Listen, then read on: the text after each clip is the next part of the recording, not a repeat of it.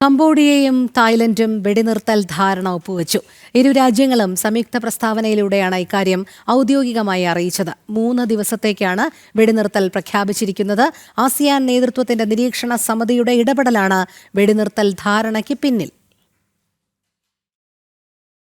3 ആഴ്ചയെ തുടരുന്ന സംഘർഷത്തിനൊടുവിലാണ് വെടിനിർത്തൽ പ്രഖ്യാപിച്ചിരിക്കുന്നത്. കംബോഡിയയും തായ്ലൻഡും സംയുക്ത പ്രസ്താവനയിലൂടെ ഇക്കാര്യം ഔദ്യോഗികമായി അറിയിച്ചു. അതിർത്തി മേഖലയിൽ കഴിയുന്ന സാധാരണക്കാർക്ക് വീടുകളിലേക്ക് തിരിച്ചെത്താൻ വെടിനിർത്തൽ കാലയളവിൽ അവസരം നൽകും.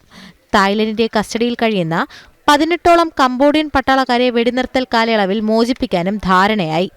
അമേരിക്ക, ചൈന തുടങ്ങിയ രാജ്യങ്ങളുടെ നയതന്ത്ര ഇടപെടലും ആസിയാൻ നേതൃത്വത്തിന്റെ പ്രത്യേക നിരീക്ഷണ സമിതിയും ചേർന്നാണ് പുതിയ വെടിനിർത്തൽ ധാരണയിലേക്ക് നയിച്ചത്. ജൂലൈയിൽ സംഘർഷം ആരംഭിച്ച് ഒരു ഇടവേളയിൽ വെടിനിർത്തൽ നടപ്പിൽ വന്നിരുന്നു. എന്നാൽ ഡിസംബർ ആദ്യവാരം ശക്തമായ ആക്രമണം ഇരു രാജ്യങ്ങളും പുനരാരംഭിക്കുകയായിരുന്നു. കംബോഡിയൻ പട്ടാളക്കാർ തായ്ലൻഡ് അതിർത്തി കടന്നതിനെ തുടർന്ന് ശക്തമായ സംഘർഷത്തിന് തുടക്കമാവുകയായിരുന്നു. അബദ്ധത്തിൽ അതിർത്തി കടന്നുവെന്നാണ് കംബോഡിയ നൽകിയ വിശദീകരണം. തുടർന്ന് ജൂലൈ മാസത്തിൽ വൻതോതിൽ ആക്രമണം നടക്കുകയായിരുന്നു. നവംബർ മാസത്തിൽ നടപ്പിൽ വന്ന വെടിനിർത്തൽ തായ്ലൻഡ് പിൻവലിച്ചിരുന്നു. മൈനുകൾ പൊട്ടി തായ് സൈനികർക്ക് പരിക്കേറ്റതിനെ തുടർന്നാണ് വെടിനിർത്തലിൽ നിന്നും പിന്മാറുന്നത്.